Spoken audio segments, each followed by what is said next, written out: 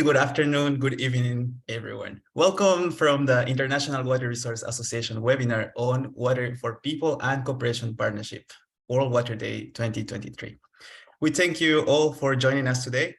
Our panelists today include Daniel Gaillard, Senior Advisor for International Process and Policy at the Stockholm International Water Institute. We also have Basil Daher, Assistant Research Scientist at Texas Energy Institute, as well as Riwa Asi, who is the chair of the IWRA Early Career Youth Program, Professionals Task Force. And then we also have Lauren Charles Tremblay, who is the Knowledge Management Specialist at the Global Water Partnership. This is a webinar hosted by the International Water Resource Association. IWRA is an international network of researchers and practitioners who work on a multidisciplinary range of water resource issues. It provides a global, knowledge-based forum for bridging disciplines and geographies by connecting professionals, students, individuals, corporations, and institutions who are concerned with the sustainable use of the world's water resources. Let me just briefly explain you the format of today's webinar. We will have an introduction from our moderator, who is Lisha Whitmer. She's the Vice President of IWRA. After that, we will hear the presentations from each of our 4 speakers, followed by a panel discussion.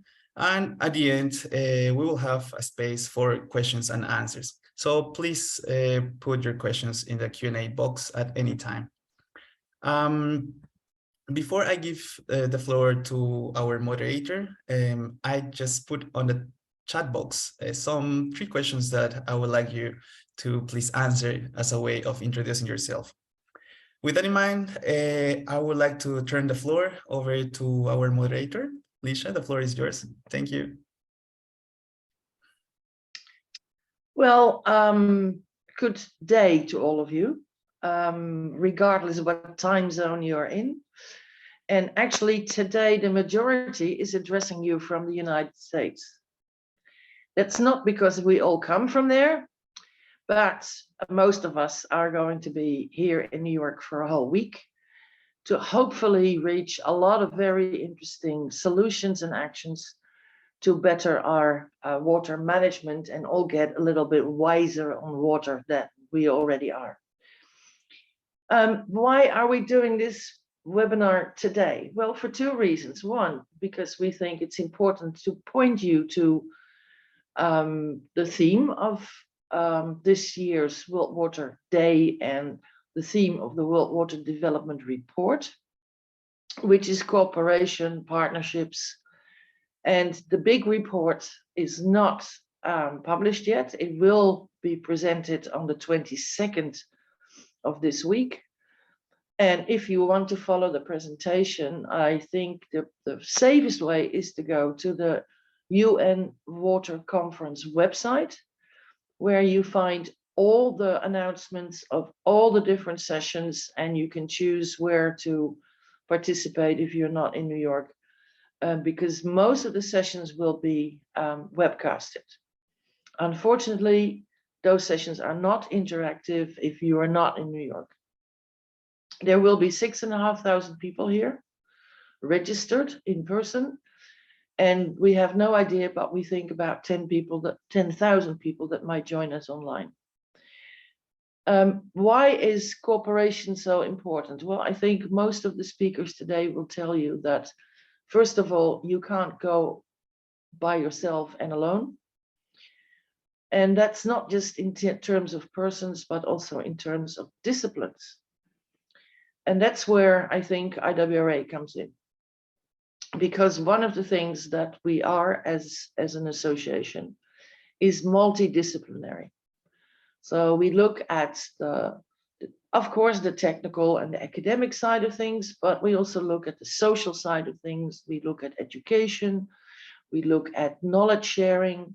So we try to look at water and water management and water governance from all kinds of different angles and make it really integrated.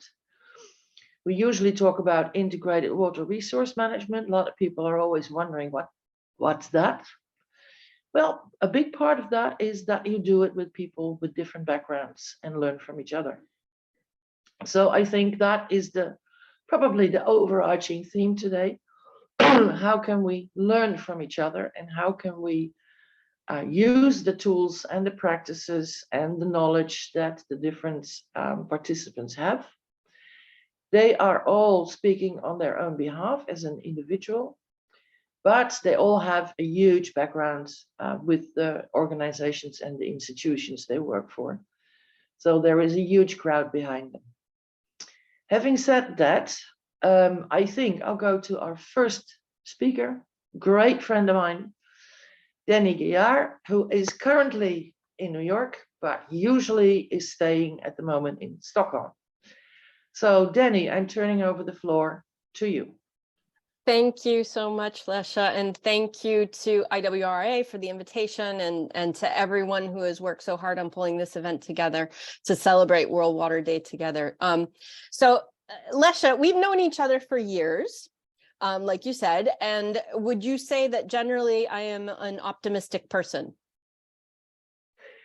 I would say so, yes. Otherwise, you would have not survived so long in this world. That's for sure. Well, I like to think that I am, and I generally try and find constructive solutions to problems. So I wanted to take this opportunity today to unpack a little bit about how we might actually be able to achieve the Sustainable Development Goals. We have all heard multiple times that we will need to approximately quadruple the rate of progress in order to reach SDG 6 by 2030. So how can we make that transformational vision that is the 2030 agenda a reality?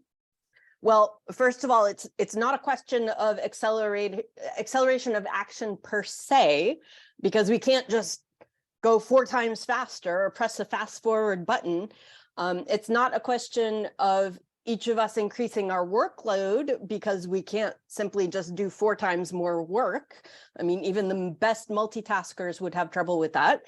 There are only so many hours in a day. And so, most of us are already at the maximum capacity of what we can do. What we can do, though, is to design the work that we're already doing in a way whereby our activities actually create 4 times more impact. So I believe part of how we can do that is by building partnerships and designing collective action. We can do more better when we tackle it together. And here I want to make 2 points about how to increase impact, and then also raise 3 important considerations. So my first point is that we will need to bridge out to a greater extent towards stakeholders for which water is not their primary concern. So we often say we need to get out of the water box. To be successful, this water action agenda that we're talking so much about really needs to be espoused by other communities than the water community. So those of health, of food, of energy, of oceans and climate, for example. Those communities need water to be successful, and they need us to help them to become better stewards for it. We're only going to get the critical mass for exponential growth in impact if we get non-water people to get excited about water as much as we are. To do that, they need to feel welcomed. They need to be given opportunities to share their challenges and to be understood within, quote unquote, our water spaces. And they also need to bring water issues more into their non-water spaces so that we can learn together about how to overcome their specific challenges to achieve their own goals. And it's only when people outside of the water community become staunch defenders of the cause of water that we will multiply our impact. When we finally succeed at bridging silos to foster this cross-sectoral cooperation through a systems thinking approach, we will then all benefit from more robust decisions, policies, and investments that are born of that cooperation. And this brings me to my second point. So for me, working together better means ascribing to a systems thinking and planning complementary action across different time horizons as a shared responsibility. I believe that this is the thinking behind the Water Action Agenda of the UN 2023 Water Conference. We obviously can't sit around and look at each other and say, well, this is somebody else's problems. And we can't wait. We don't have time to sit and wait for someone to tell us what to do. No, I think we all need to jump in and design the Water Action Agenda together and to activate its follow-up together. So how do we do that? I'm of the opinion that we need to deconstruct our long-term goals, so the SDG goals, into smaller, more specific, stepwise systems change. And that can be done, for example, through backcasting. And then once you have that planning in place, then you can carry it out through multi-stakeholder cooperation to find the simplicity within complexity. We have a tendency to get overwhelmed and say, oh, this is too huge, we can't do this. You know, we might not be able to do all of it, but we can each do pieces of it. And so this approach has been described to me by one of my most respected mentors, Deepak Gwali, as 1% solutions. So that means that not everyone has to do the same things at the same times, but you can still reach your goal if you have 100 different entities that are all contributing 1% of the solution. So there is indeed strength in numbers, as we hope to see here in New York this week.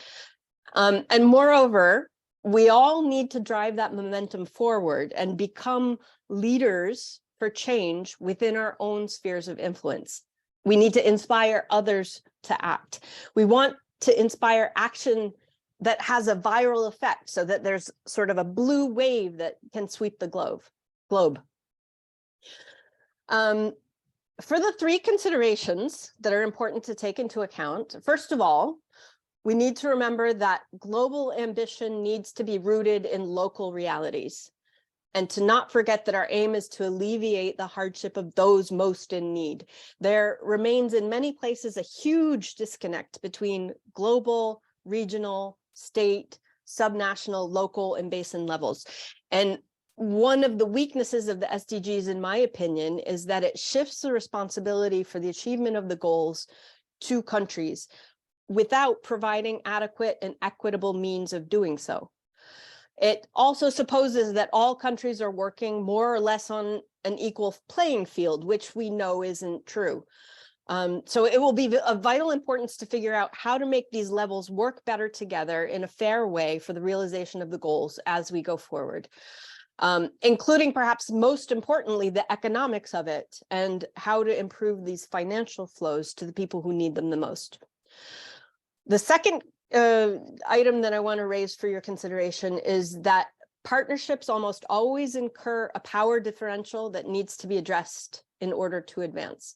So partnerships are created generally because each party has something of benefit to the other. Different stakeholders hold different agency to be able to do things or not to do things. And being open about those dynamics and having those hard conversations up front and reinforcing that type of communication can only help create greater transparency and trust, which will then result in stronger partnerships. And in addition, everybody's voice needs to be heard within those discussions.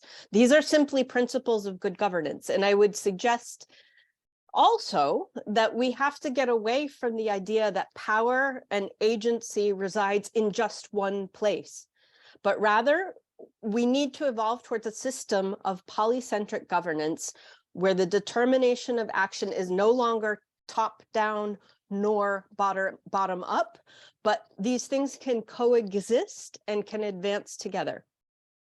And my third and final point is that all actions in the Water Action Agenda need to be gender transformative.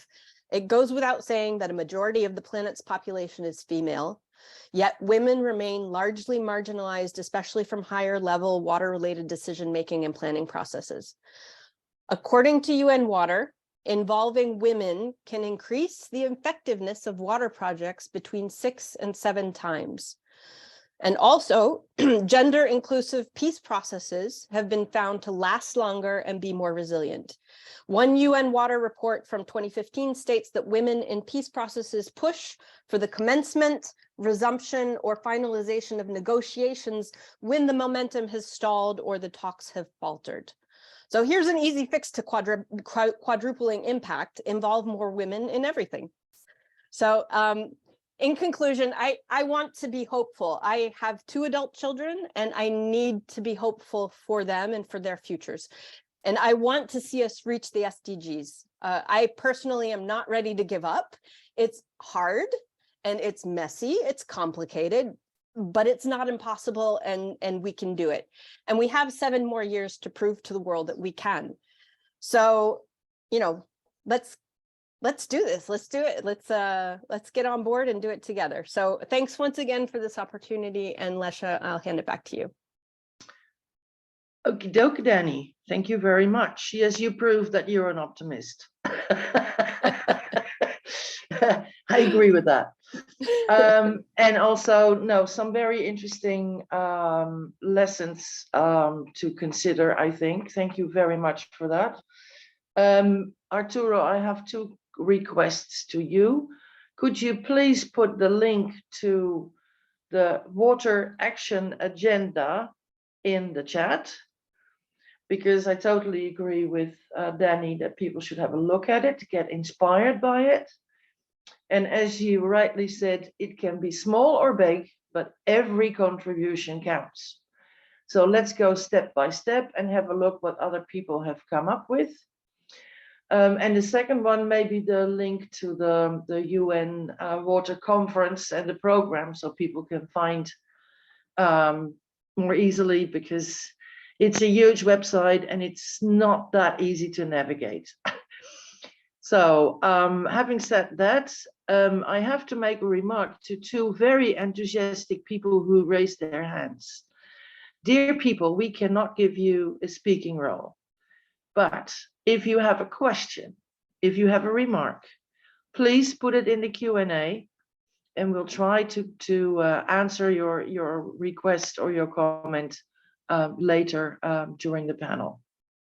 Having said that, I am going to our second speaker, who is Basil. He's currently talking to us from Texas, and a bright gentleman who was the previous enthusiastic about young careers. So Riva is his, more or less his successor. So you see, even if age creeps up on us, we have a new generation to take over. Having said that, Basil, the floor is totally yours. Go ahead.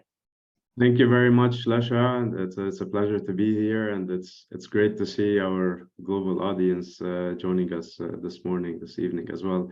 I'd like to thank Danny also for her enthusiasm and the great messages to start with. And I completely agree. I mean, water is complex and interconnected with many other systems, including agriculture, energy, health, ecosystems, and we need to better understand these interconnections, develop the right tools to guide evidence-based decision-making within the water sector and across the different sectors that are connected with it, and use those analytics to catalyze that dialogue that needs to happen between those different stakeholders.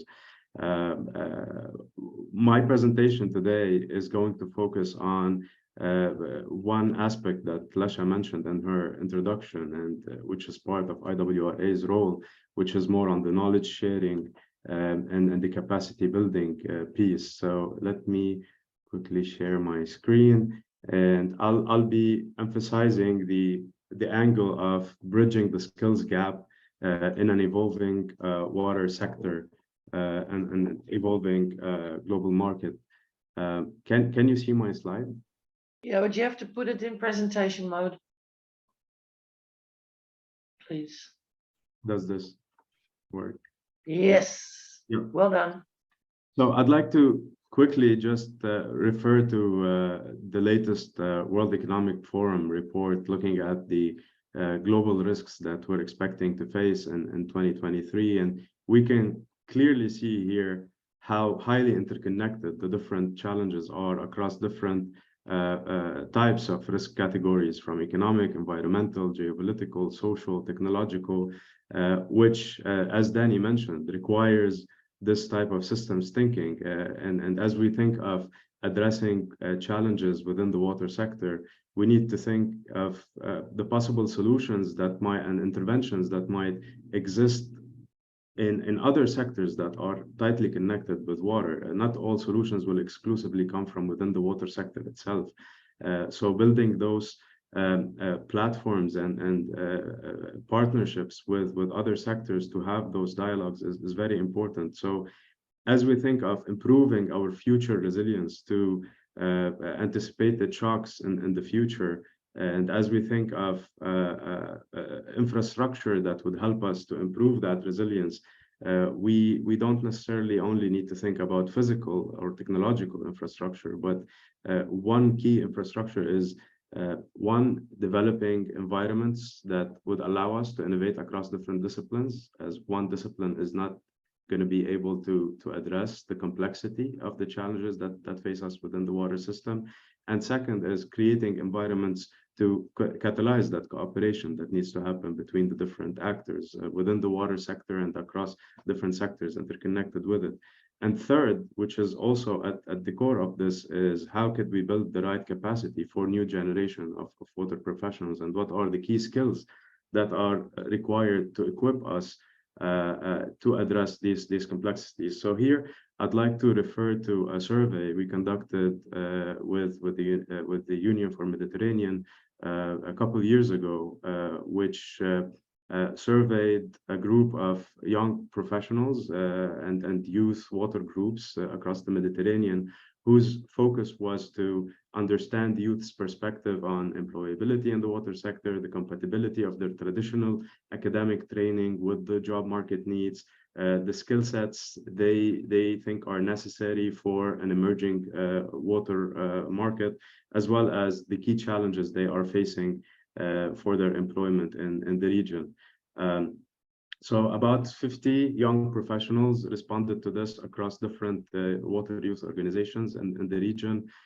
We can see that a third of those are seeking jobs at NGOs, international organizations, and kind of an equal split between entrepreneurship, starting their own business, as well as looking at consultancies, followed by academia and private sector.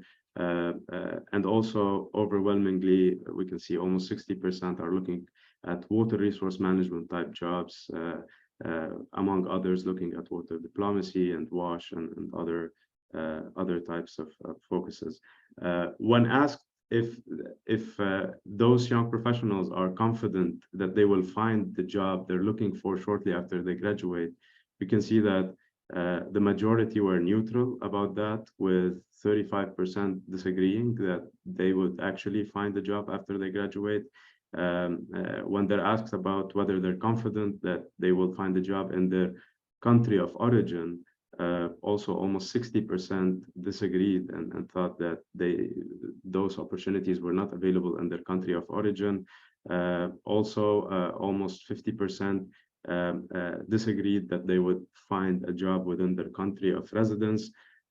When asked about whether the skills they have acquired during their education, their traditional education or their degree, equip them to understand the complexities of water challenges, we have kind of an equal split between neutral and those who agree that they are well equipped through their traditional education.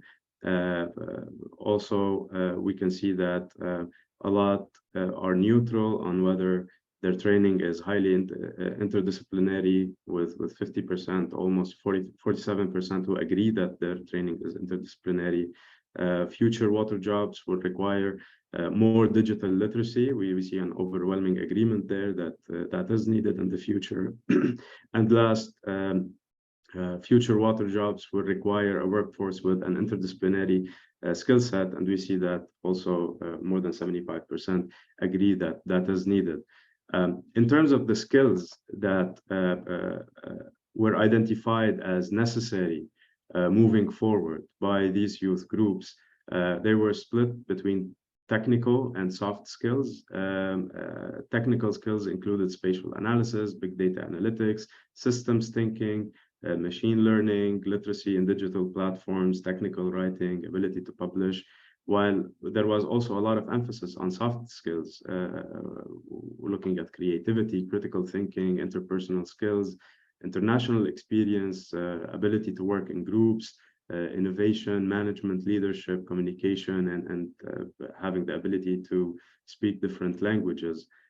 When asked about the key challenges that are facing these youth groups in terms of getting their first job in the water sector, some of those include demands for long years of experience for junior positions, specific language requirements, financial crises, lack of political stability, lack of connections within the water sector, and lack of necessary training for the jobs and the skills that are expected in those job descriptions.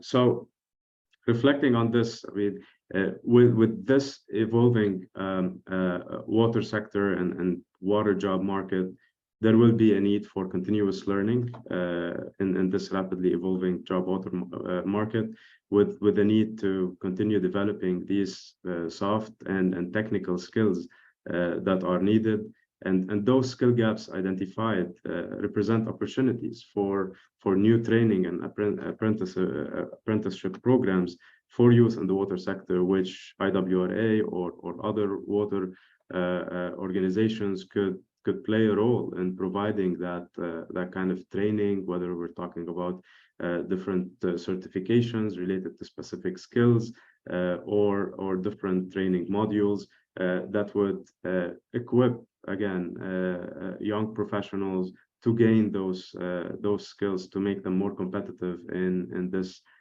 emerging and evolving water job market.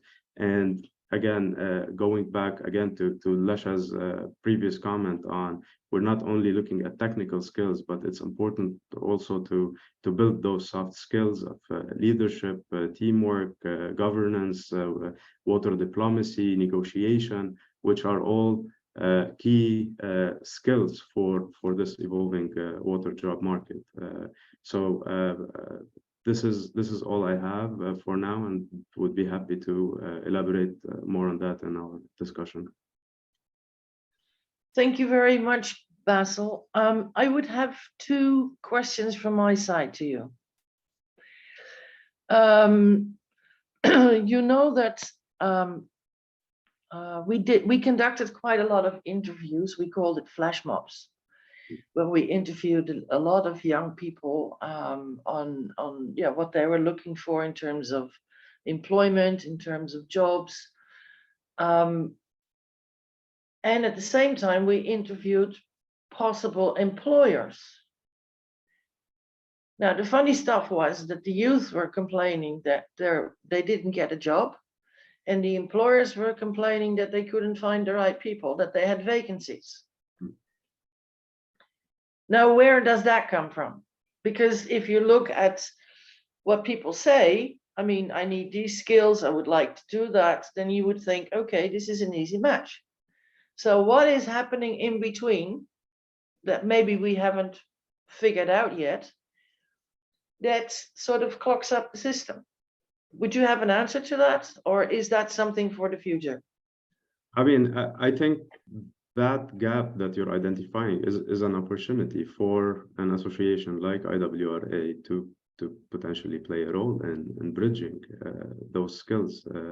I mean, as a follow-up to this survey, actually, one of the things we did was we did a focus group discussion, and one of the common reflections from that discussion from a lot of young professionals who are doing their graduate degree, maybe in a water-related focus and doing research in a water-related area, they said that as they're looking for jobs, they are having to revert back to their undergraduate training, whether it's in agriculture or in engineering, in civil engineering, or because like the work they're doing as part of, they are, it's not trivial to find that match with the skills and the work that you're doing as part of your water degree. Okay. With these requirements for the different jobs. So I think having a platform that brings together these future employers and these young professionals and to help bridge that skill gap could be something IWRA could potentially play a role in. Okay, that's for the next stage, I guess, to figure out how we can best do that. And the second one was about language. You talked about digital qualifications and digital language and other languages, and I presume you meant French, English, Swahili, Chinese, what have you. One of the things I heard a lot, which I think is also a challenge to our educational system, is that we train people in the university, at the vocational schools, to speak the language of the school and to speak the language of their colleagues, but not the language of the people they're trying to transfer the knowledge to. So how do we bridge that one? We need to be more intentional about science communication and invest time and real effort there. I mean, there's a lot of great science that has been developed in the past decades, and I think we have a lot of advancement there. But I think it's prime time that we invest that time in better communicating that science to broader audiences, to the public, to practitioners, to policymakers, as opposed to continue communicating among ourselves as scientists and academics. Okay, so we have two challenges as a group. Yep. To think about some more. Okay, thank you very much, Basil. I'm going to Rewa. I think there's already a challenge in what Basil just presented, also for you to react to. So I would, without further ado, I'll give you the floor and go for it. Thank you, Lesha, and thank you, Basil, for your presentation, and Dani as well for starting on a positive note. And hello, everyone that are joining us online. I'll share my screen here. So you can see it as a full screen? No, can you put it in presentation mode? Yeah. Yeah, there you go. Great. So as we're talking today about the water for people and cooperation and partnership, I'll start off here with a small and short phrase, and I want you to react on it. Maybe you can use the chat box.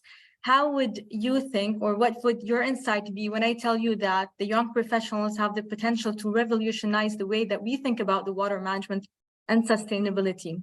So you can use the chat box to react on this. And from my side, we already asked the young professionals, young professionals, and it's so great to see that they absolutely agree. So they have this potential that we can be those change makers in the water sector. However, as Lesha also introduced and Basil was introducing the gaps, we still find that we need this mentorship and guidance for us to go through and be there more on the platform for the water management system.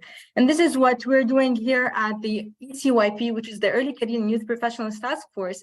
And our main objectives are strongly is to understand the needs of these early career and youth professionals and to target them to engage more in activities in the water sector, and also to provide opportunities for growth, learning, and networking to, of course, increase also their engagement throughout either it was the IWRA, different task forces, and other international organizations to overall create this stronger voice for the early career and youth professionals in the water sector. So we're doing this in the ECYP task force through their multimedia platform, where we're using the different structure, which is the webinar series, the outreach and partnership working group, the Water Speaks working group, and the social media.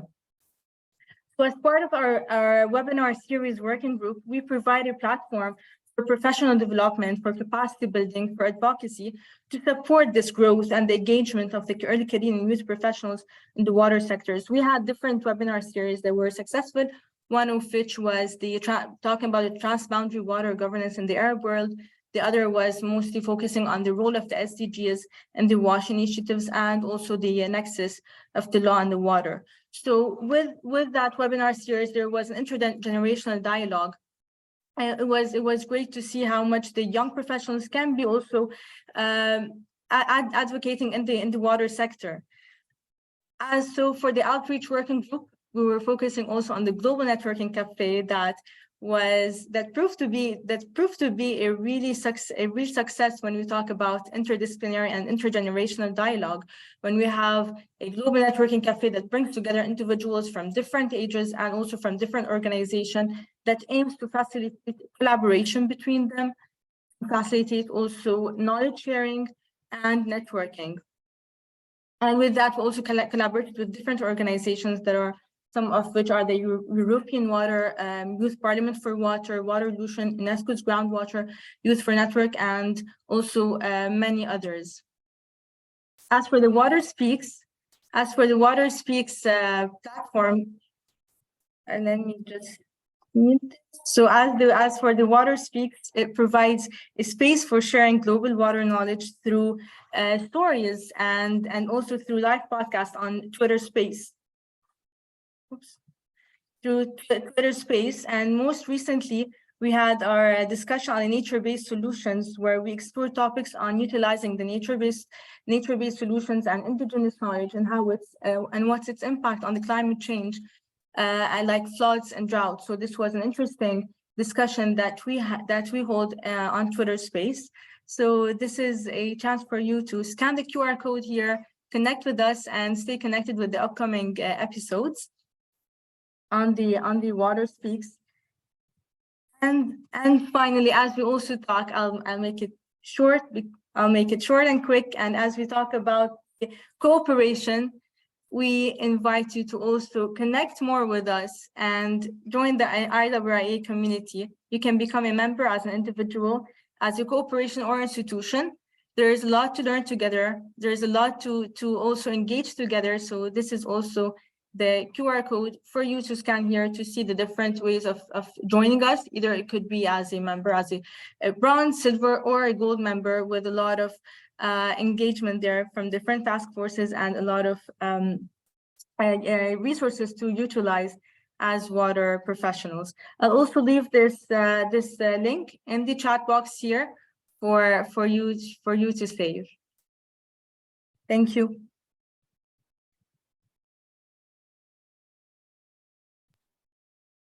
Thank you very much, Rewa. If I combine what you were saying with what Basil was saying before you,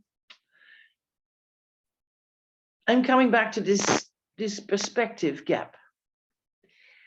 So the young people say, we're interested, we would like to work in the sector, but difficult. Now, how do we, for instance, you were making a plea, for instance, for mentorship, and I'm a strong believer in that way of coaching and helping. How do we get more of our older veterans interested to actually be able and willing to take on the role of a mentor? Because that's the other side of the equation. If a lot of us are saying this is a necessary and very valuable way of working together, then it also has to come from both sides. So what would be the message? I'll go to you first, Reba, to the older generation, to make them enthusiastic to actually connect with the younger generation and start this type of processes. What can we do to motivate them to do that? Yeah, so first I can say that thank you for having Dan here with us to give us a live example of how they can be motivated, and also understanding the importance of the intergenerational dialogue that we can be learning from, either the young professionals, how much they can be learning from the older generation, and how much also the older generation can be learning from the young professionals. So increasing this collaboration among us. Increasing this intergenerational dialogue will give us an insight of how we can cooperate together and how we can be actually encouraging each other to move forward. At the end of the day, it's not just one sector to work on, or not just one generation to be moving forward, but rather all of us together. So this is where the point for intergenerational dialogue to be more available. It is where we can be encouraging each other. Okay, then I'll keep badgering you, but not now, on the how, because I think everybody agrees on your message. I don't think that's the problem. Now, the trick is, what will trigger people to do that? So, not now, but something to wrap your head around. Okay, having said that, I also had a question to Danny. You have been involved in quite a few bigger organizations in the world that work on water and water-related issues. Now, if you hear the messages from Rewa and Basil, do you recognize, let's say, the problem? Or did the organizations you worked for had solutions for this? I can't say that they all had solutions for it. Some did, some didn't. I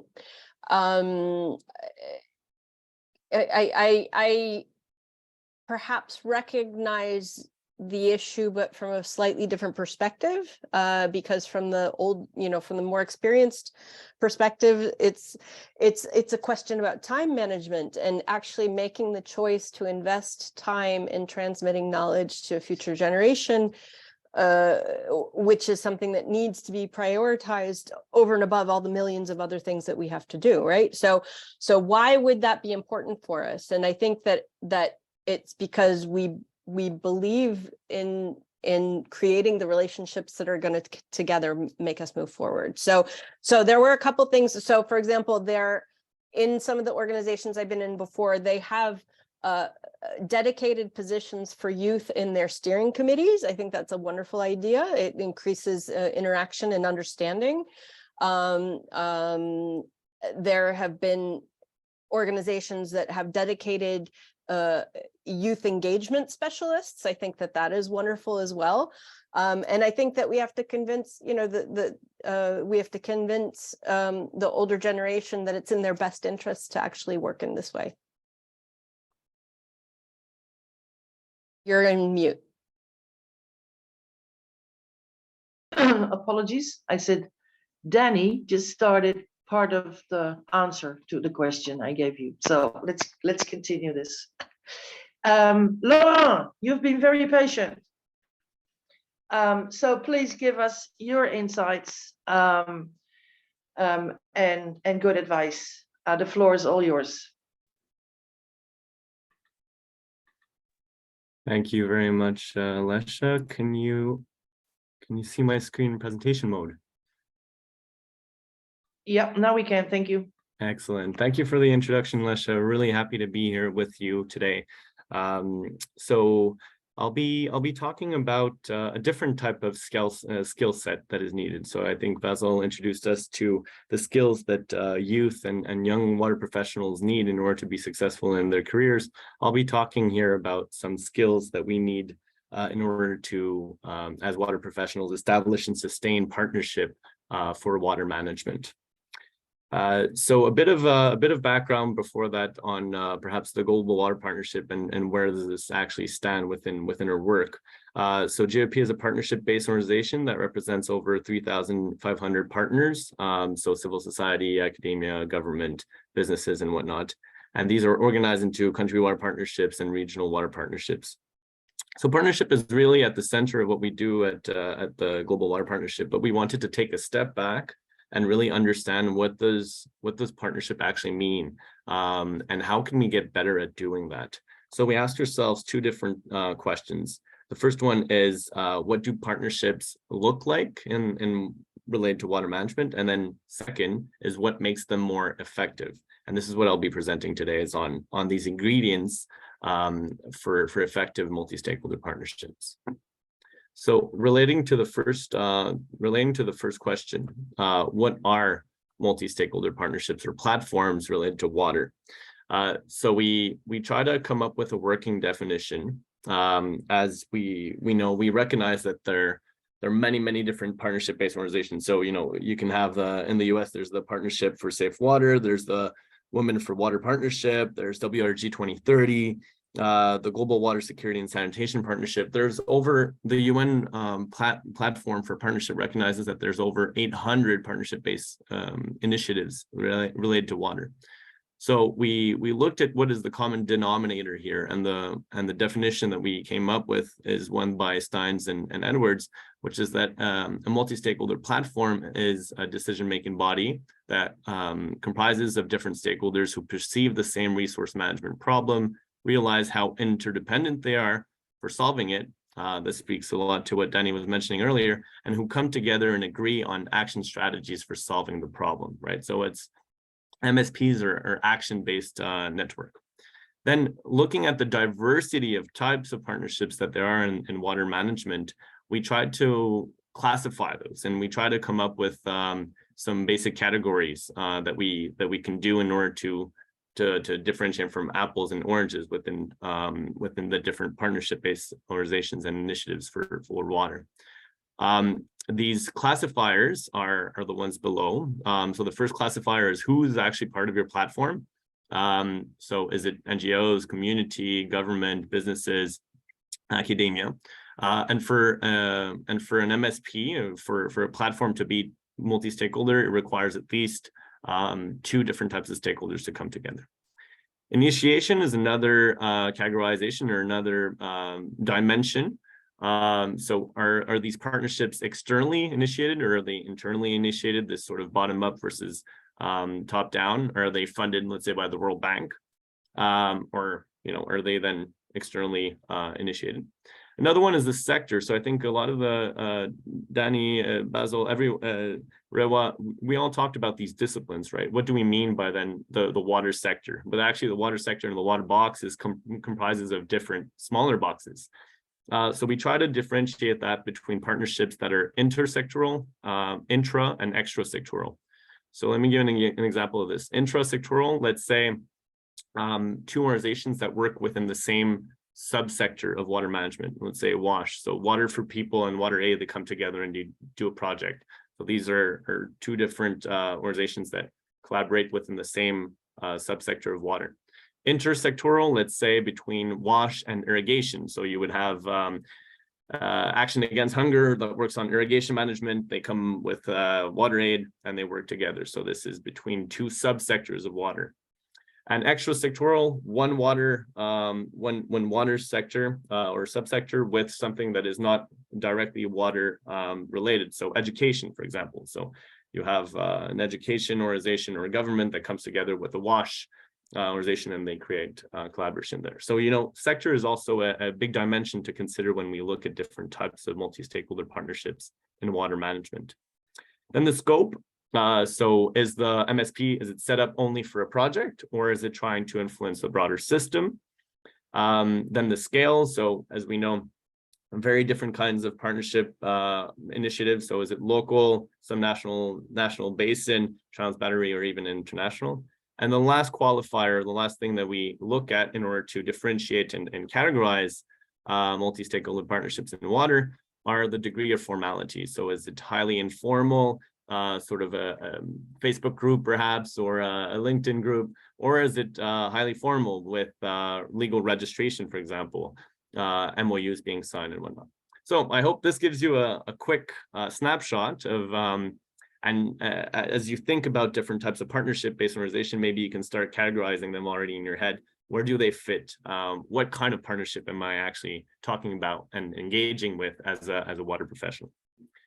So let's get to the second question. What makes them actually more effective? And these are 6 ingredients that we found were common to setting up, or were very essential to setting up and sustaining multi-stakeholder based initiatives for water management. And these are essentially things that we need to be better at doing, and we need to be good at doing in order catalyze meaningful collaboration. And I'll get into each of those in a second. So the first step, or the first ingredient, is context analysis. We argue that in order to be effective, a multi-stakeholder partnership should be able to analyze carefully its water governance challenges. That is, not only the hydrological elements of the water problem, but also the socio-political institutional elements of that. So recognizing that water challenges are embedded within a broader system, and understanding then your policy ecosystem, and understanding how you, as a multi-stakeholder platform, position yourself within that broader socio-hydrological environment. Well, the first step, analyze carefully the context, analyze carefully the problems. An effective MSP, though, in order to be really truly transformational, needs to turn that systems understanding into action, and needs to then develop a sound theory of change that maps out not only who needs to be included, but how different people will be impacted by the type of change that they want to do. And in the second aspect here, what's important is to be able to build the alliances that are needed in order to make that change happen. So you understand the problem, then you also set a clear theory of change, and you to put that into motion. A third ingredient, or a third aspect, or a key capability area in trying to sustain an effective water-related multi-stakeholder partnership is to foster collaborative learning. And this is something that all the previous speakers have also brought. How do we engage within horizontal, vertical, triangular learning? And here the ingredient is that in order to be effective, multi-stakeholder partnerships should really be engaging within collaborative learning, build learning alliances, and in doing so, they will act as catalysts, or as middlemen, to turn knowledge into practice. The fourth ingredient, or the fourth aspect that MSP should be getting good at, is to enhance resource mobilization. So of course, we can't just to walk the talk. We need money, right? Put the money where the mouth is. And how do we do that? So effective MSPs should be able to develop sound business plans that seek to derive value for all the different types of stakeholders that are involved. Should be able to create partnerships with new financing partners and new financing mechanisms. We talked about extra-sectoral. Well, the climate sector, climate finance, is a huge pocket of money that's available. How can multi-stakeholder partnerships create connections between financiers that are not necessarily outside, that are not within the water sector, but outside of the water sector, so that we can crowd in further investments, not only for the platform, but also towards water management? Fifth ingredient, or the fifth thing that multi-stakeholder partnerships should be able to do, is effective communication. They can do that by using principles of nonviolent communication. They could also then use strategic communication and communication plan in order to influence actors that need to be influenced for the change to happen. Remember the second ingredient, developing a sound theory of change. Well, that's very good, but you need to be able to articulate properly your ideas, and thus this fifth ingredient around effective communication. Last but not least, water management is a complex business, as we've already established. It's one where we have very different competing needs, and effective multi-stakeholder partnerships should be able to understand and analyze disagreements, understand the root causes of these disagreements between different stakeholders, and then to use tools such as interest-based negotiation and joint visioning in order to resolve those conflicts, and again position themselves as middle person in the conflict management. So not only within stakeholders that are part of the platform, but also between stakeholders more broadly.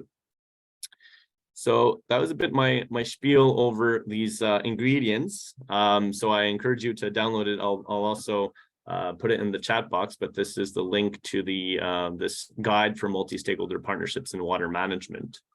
So I'll stop here. Lesha, I don't know if we have the time or not to do the little voting, or if perhaps we can leave that later on. No, we can. Yeah. I think just go ahead to Laurent and maybe first explain a little bit what the purposes of the exercise. Sure thing. So I don't know if many of you have been using Menti before, but here just so we've seen these 6 different ingredients, right? So we'd like to understand a bit more from your perspective, those of you who are engaged in partnership and building cooperation between different organizations, different types of stakeholder. What do you think is not so important and very important here? So so you can simply scan the QR code here and let us know on a 1 to 5 scale. What do you think is the most important? What are the things that you would like to be? And I see that some answers are already coming. But yeah, what do you think is the most important? So far I can see that conflict management, we should be able to clearly understand the different types of the root causes of conflict and to build understanding between different users. I'm very surprised that resource mobilization, normally that's the one that people always focus on, right? In order to build collaboration, well, we need money.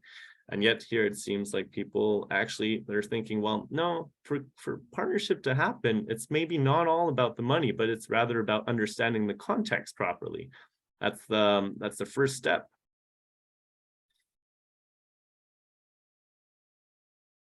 And also interesting then to see actually how this is playing out, but I can see that the second ingredient on setting an agenda for change, that seems quite lower on the prioritization, which is in a way though the basis. You know, if you're not able to clearly articulate your ideas of why is this partnership needed, you know, oftentimes I think in water management now with this global narrative of the SDGs, we think inherently that partnership and cooperation is good.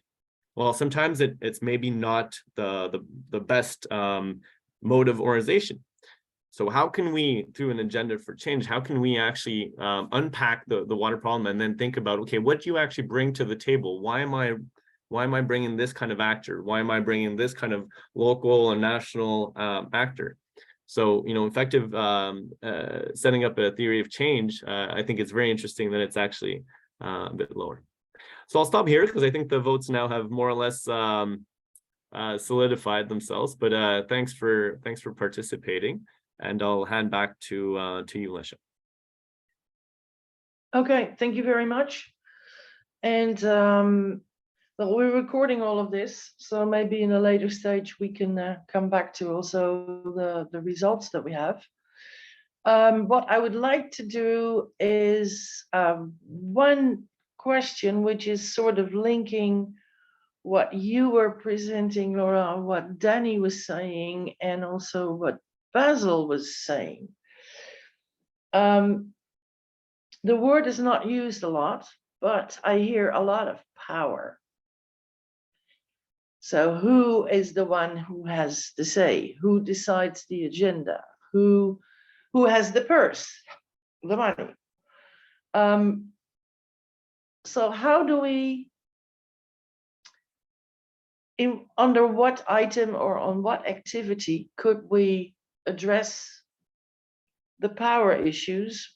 Yeah, that some are not more equal than others, but that a partnership is about being equal and maybe not the same, which is another thing.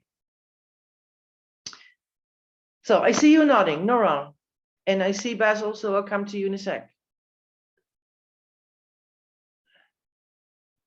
Yeah, so power is difficult because you need power, but you need to balance power, right? Because if you build a partnership that doesn't mobilize those with the power to make change, oftentimes government, you won't get anywhere. You'll have a lot of puzzling, so you'll have a lot of perhaps good discussions, but you need someone who takes this and says, okay, I agree with this. This becomes an official policy or an official project, and we get the ball rolling. So you need to mobilize those with power. At the same time, when you get those people with power in a room, you distort the conversation.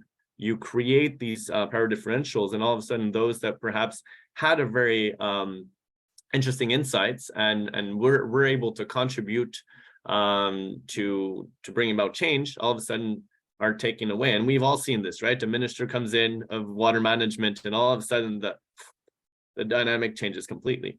So how do you deal with this? And that's not necessarily very easy. I think oftentimes in the types of it's about organizing the learning space, making sure that everyone has, you know, participatory exercises, trying to put people who have more or less the same power, let's say, characteristics together. So, you know, if there's some people that are really higher up the chain, you can make them interact. And then you have these feedback sessions, for example, that then puts everyone to the equal stand, right?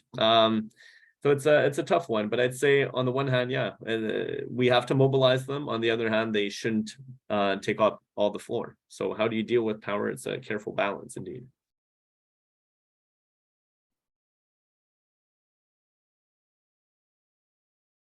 Basil, go ahead. Yeah, if I may follow up on this, yeah, I mean, this is definitely a challenge, and one way we've been dealing with that challenge is through analytics, through objective analytics that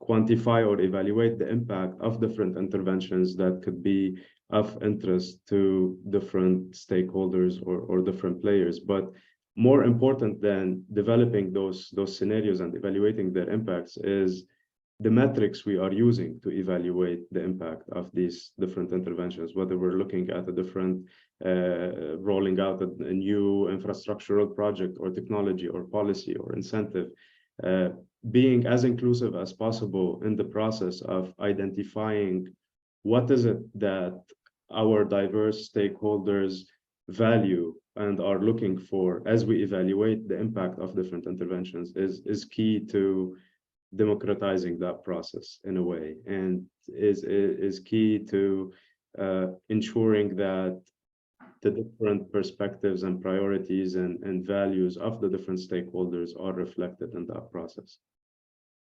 That's not easy. No one said that's easy, but that's at least with the research work that we're doing and with the stakeholder engagement work, mainly looking at water, energy, food security type questions. This is how we deal with this. Okay, Danny? Yeah, thanks. And this is where you can tell I am not an engineer. So I would, to coming back to the 6 important ingredients for partnerships that Laurent Charles presented, I think that it's really a matter of communication and even of social psychology, because you need to understand others' perspectives, and you need to be able to create the trust. And that was one of the questions that we got. Trust is fundamental, and I think it can only be built through open and transparent communication. You need to be able to speak the other person's language. You have to put yourself in their shoes, and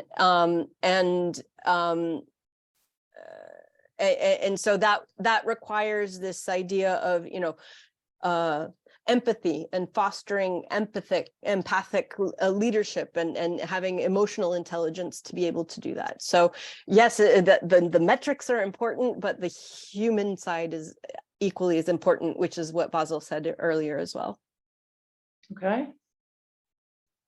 Riwa, you were looking at me like, do I still am connected to this topic, or is this another expression?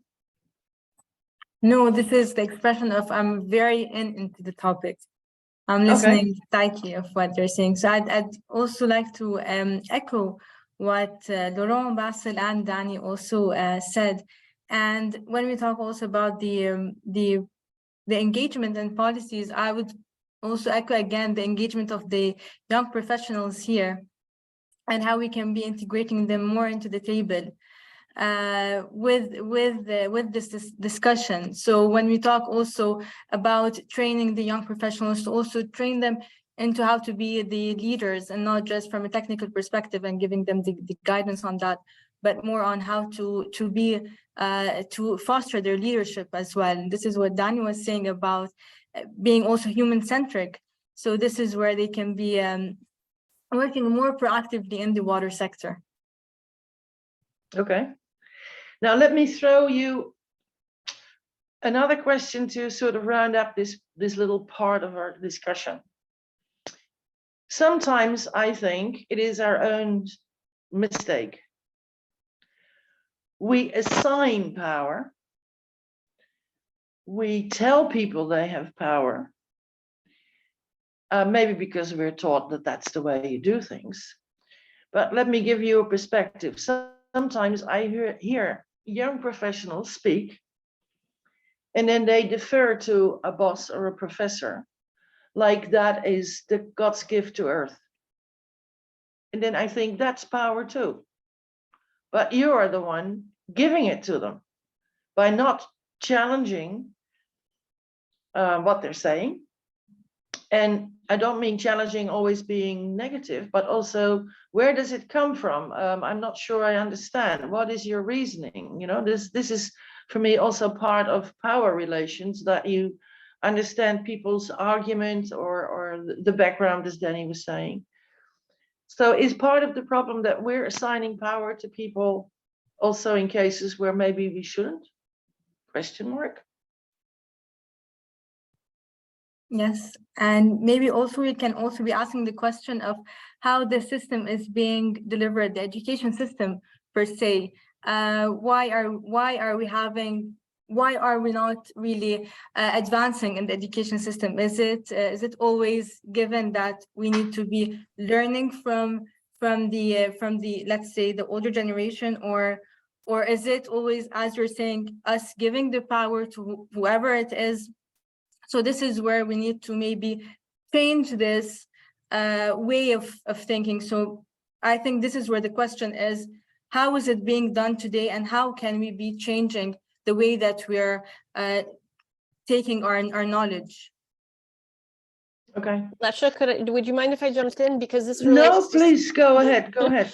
Just because it relates to a point that I made in my intervention. So for me, what is evolving is this concept of polycentric governance. So it's not an either or an or. It's not like power is only there or power is only here.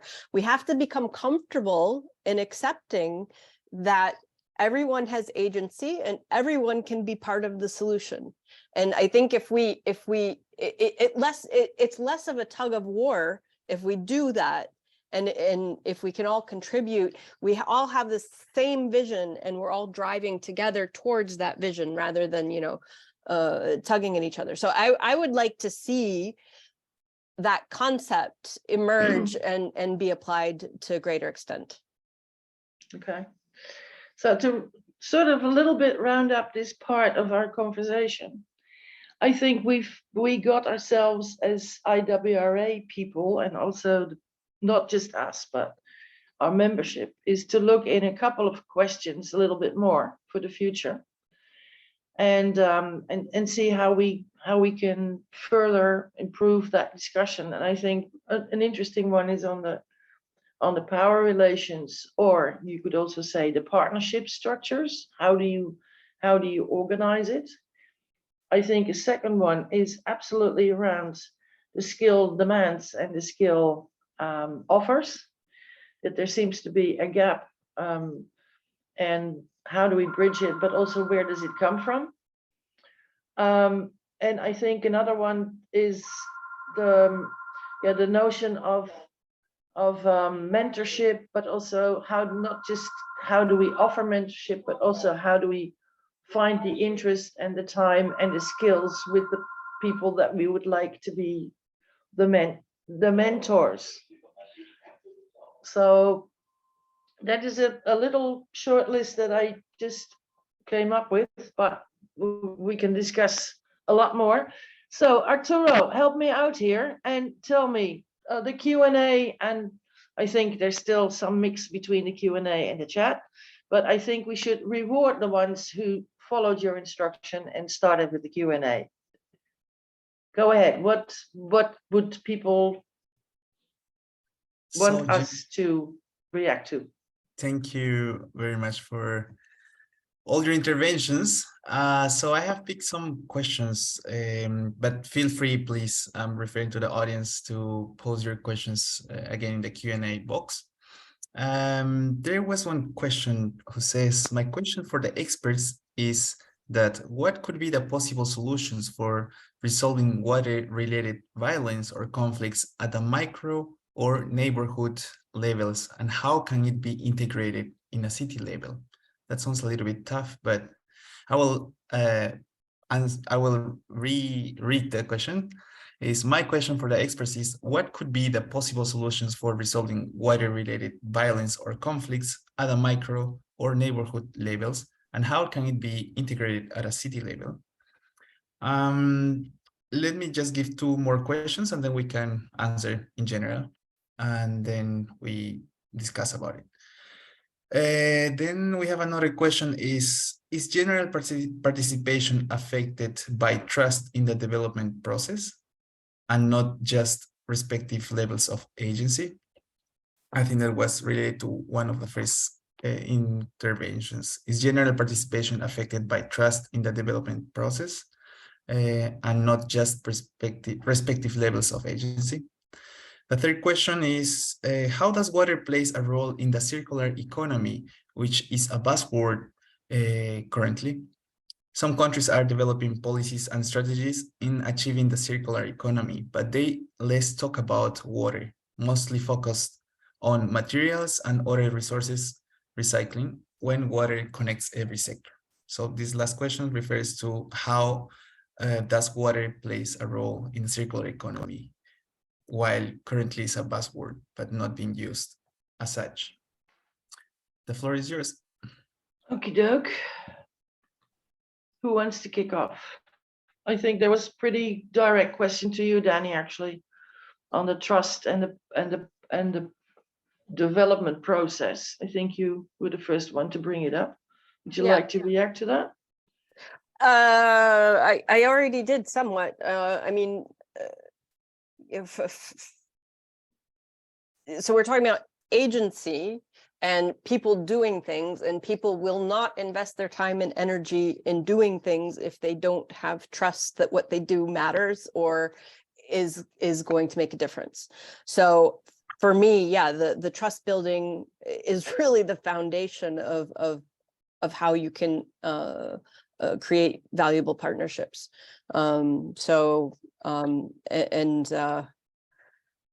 Yeah, I think that's one of the major ingredients, as well as Elsie presented to that. So I don't really have much more to add. No, but just to be a little bit challenging or cynical, if you like. I mean, a lot of people say, okay, we all during the COVID period, we all discovered this wonderful tool that is called a Zoom meeting or a WebEx meeting or what have you. Does that build trust? It can. I mean, for me, trust is a product of good communication, right? So Zoom meetings, if they're used correctly, can increase communications and you know, there's probably a huge audience here that of people that I don't know. So it's a, you know, a first foray into working together and to you know, creating those relationships. And so yeah, Zoom, I don't think you can do everything always by Zoom, but I think that we have learned to work differently because of the pandemic. And yeah, we should definitely continue to build on that, because, you know, we shouldn't be flying around the world all the time. That's not really fixing the problems either. So let's be intelligent about how we communicate, is what I would say. Okay. Laurent, I saw your hand up.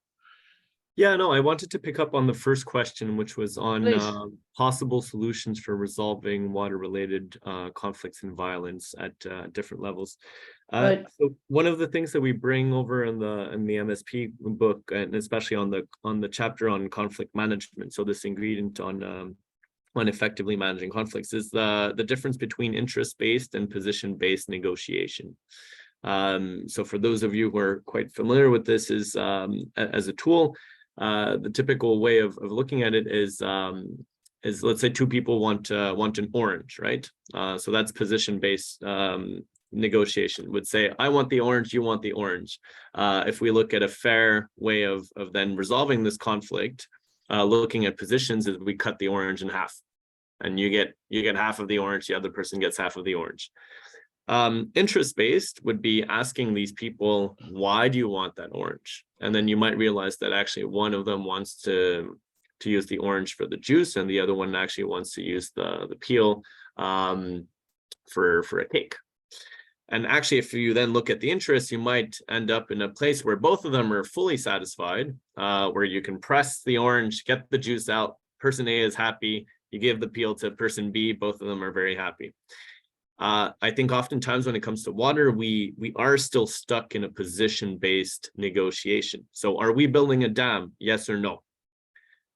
We get confined with it's either a dam or no dam, but actually perhaps if we look at the interest behind it, one person wants hydroelectricity, the other person wants to ensure that the bird species diversity that actually requires, let's say, constant flooding or seasonal flooding would strive. So actually you might have, if you look at the interest, you might have creating a dam with flushing that recreates these ecological flow conditions. So again, for me, it's not a question of which level. You said at micro level and how to best do this at city level. I think the tools of interest versus position-based negotiation can be applied all across the board. It's just trying to get that communication across of the conflict is not about the conflict in itself. The problem is not the problem. It's the interest behind it that we need to get at, and we need to be better at communicating these interests rather than stopping at each other's positions. Yeah. Or maybe asking the question, why a few times more? Because people tend to give a statement and then we don't challenge where the statement comes from, which means that we start negotiating on something that might not even be the real message. Yeah, the real message might be way behind it. Okay. There was another question about the circular economy. Anybody comfortable in saying something about that? I can say something about that. Okay, and ahead. I also saw another question about mentorship, which I'd also like to quickly. Oh, go ahead. On the circular economy, so absolutely, I mean, water plays a critical role in circular economies. When we're talking about circular economy, our goal is to create systems that are regenerative and restorative and reduce waste, promote sustainability. And one way that water plays a role or is integrated into a circular economy is, for example, through water reuse and recycling. So rather than treating and discharging that wastewater, we could use it for a variety of purposes, including irrigation, industrial processes, and even drinking water. So really, I mean, water is key input for many sectors in the economy. And as we design or reimagine how these sectors and these systems need to be more regenerative and sustainable, water absolutely plays a key role in that. There was also a question on the mentorship, and one thing that I'd also like to mention as an example of maybe a successful example by IWRA on trying to create that mentorship-mentee dynamic, which I think we did a couple years ago, which I would say was mostly academic in nature, where we had a special issue where more senior professionals and academics partnered with more junior new career researchers who worked together collaboratively on different research articles, which they ended up publishing together, which I think was quite successful. Now the question is, how could we translate that experience to other type of maybe of practical experience or on-ground experience, as opposed to keeping it within the research academic mentorship space. I think that's a question for us to think about at IWRA. Absolutely. Yeah, I think I felt I'd like to follow up on the circular economy issue also a little bit.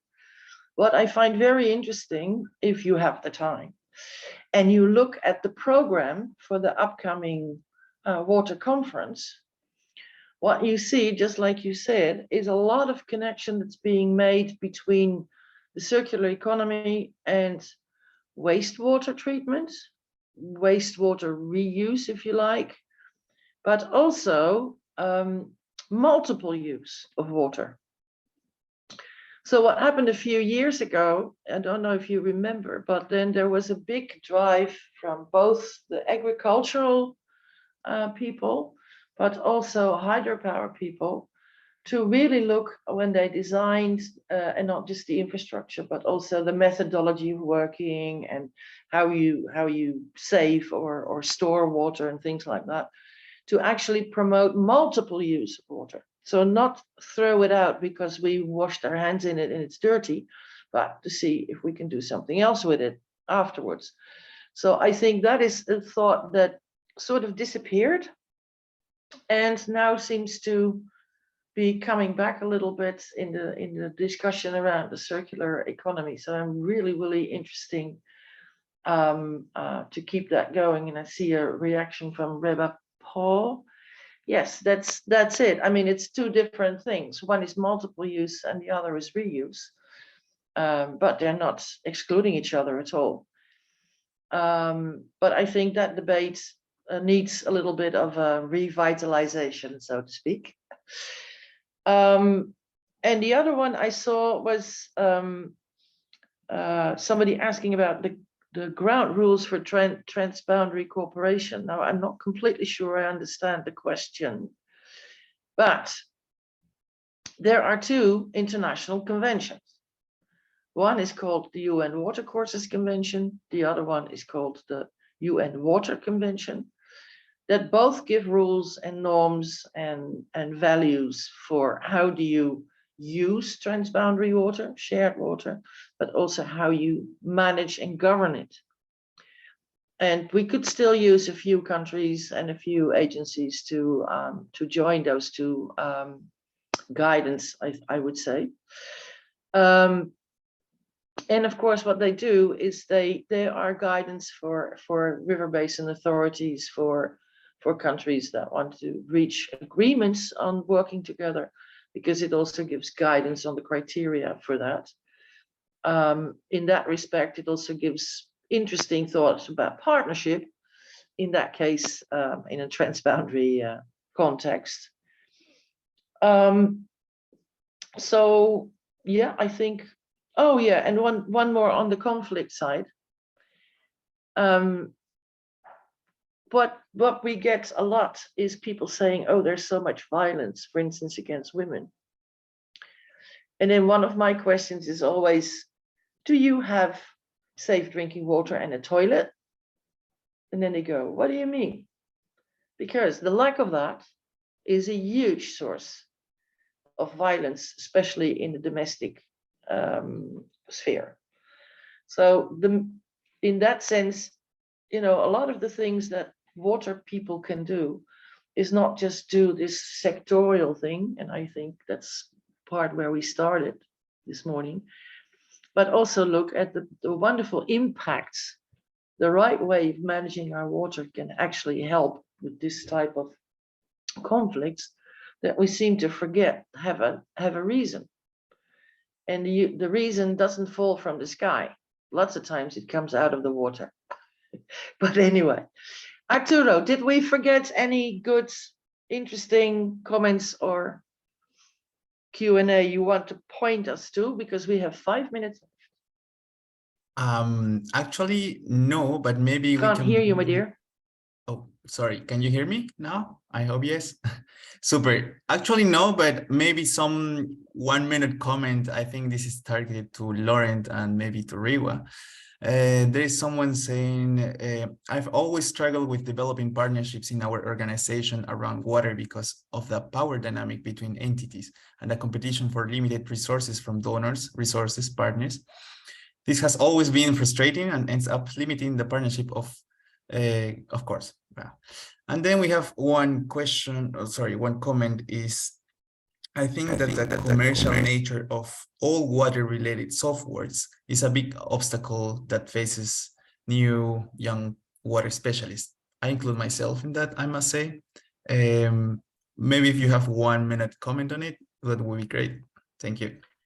Could you do me a favor? Because my connection, although I'm in the middle of the richest city in the world, was gone. So I saw you speaking, but I couldn't hear you. Could you repeat the first one very quickly? Yes. The first one is a comment, someone saying, I've always struggled with developing partnerships in our organization around water because of power dynamic between entities and the competition for limited resources from donors or resources partners. It has always been frustrating and it ends up limiting the partnership. Yeah, you know, the only thing I can say is start sharing, not competing, but sharing. It does help, I can tell you. And you might have a resource that others don't have and vice versa. So a little trading could also help, right? Absolutely. It doesn't cost anything to talk to people and to figure it out. And I think that donors are very attracted, not by, we want to establish a network or a partnership. I mean, one of the things that drives me crazy is just you sign MOUs and then nothing happens. So that in and itself is not what's valuable. What's valuable is, what are you going to do together? How are you going to fix something? And that is very attractive to donors and resource partners. So I would say try and be concrete. I agree with that totally. Okay. Then if we forgot anybody, I apologize beforehand. We will definitely come back to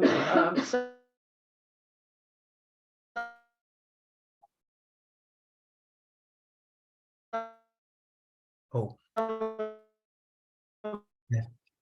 I think the connection in New York is not working properly.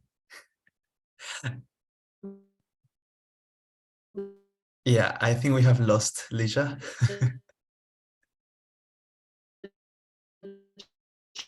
challenges that were. Okay, I think we can wait until Lisha connects back. Lisha, I think you were saying something in the last minute. The connection was. Yeah, I'm back on now. I'm asking you if you got any conclusion from the survey we started this webinar with. Who is from where and how old are you and where are you working? Were you able to analyze a little bit of it? Well, what I'm gonna do is I'm gonna later write a summary. This will be shared in our webpage, but just to give you a brief idea, we have had people from everywhere from the world, basically, from all the continents, which is great. And also age groups, we had mainly 30, 40, between 30, 35 years old, and another second group around 40s. Anyways, this will be shared in our web page. I don't know if there is something to add, Lisha, otherwise I can start concluding the I think we're going to wrap up. Okay. Go ahead. Yes. Well, thank you very much again to everyone. IWRA would again like to thank everyone for this great webinar. A thank you to all our panelists, Daniel, Daher, Rewa, and Laurent, and as well as to you, Lisha, for moderating this great webinar. I hope you all found the insights provided by our panel during this special event, and I hope this is generating a lot of creativity about your own work as well. If these presentations left some interest in you about learning more, please check our LinkedIn page and continue the discussion and follow up in our networks, as well as you can follow us in our webpage that I just shared in our chat box. In a few days, we will have the presentations as well as the webinar recording in our website. If you're interested in knowing more about the association or becoming a member, please go to www.iwra.org. I have also shared that link in my last message. And well, finally, please note that we will have a webinar next week on smart water management in case you are interested. This will be held on the 29th of March at 3 p.m. Central European Time. More details will be available in the coming days through our communication channels. And well, to finalize, on behalf of the whole IWRA team and office, thank you very much to you all for attending this webinar. Have a beautiful day, afternoon, or evening, wherever you are in the world. Okay, thank you, Arturo. Thank you all my wonderful panelists. And we will follow up. And good luck in New York and everything that goes with it in the next few days. Okay, bye-bye. See you there. Thanks. Bye.